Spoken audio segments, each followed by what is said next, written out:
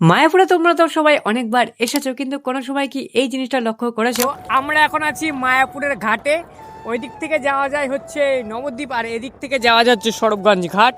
ওই পাশটা সরবগঞ্জ আর এই পাশটা মায়াপুর। আমরা এখন মায়াপুরের ঘাটের এখানে মজা নিচ্ছি জলের। এই হচ্ছে সেই জল, এই হচ্ছে কালো নদী। এই নদীটার নামটা আমার ঠিক জানা নেই। এই নদীর জল হচ্ছে পুরোপুরি কালো, আর তার থেকে একটু দূরেই দেখা যাচ্ছে এই জলটা গঙ্গা। আমি তোমাদের পার্থক্য দেখাই, এই দেখো জলের পার্থক্য।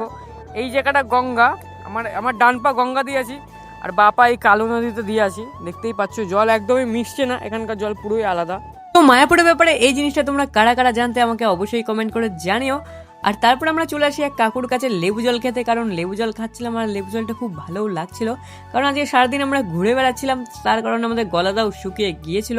তারপরে আমরা চলে আসি এখানে আম্মাকা খেতে। আম্মাকার দাম তো ছিল 30 টাকা, কিন্তু খেতে খুবই সুন্দর ছিল। আমরা এই আম্মাখাটা ফিনিশ করি। তোমরা আরো মিনি ব্লগস দেখার জন্য সাবস্ক্রাইব করো। বাই।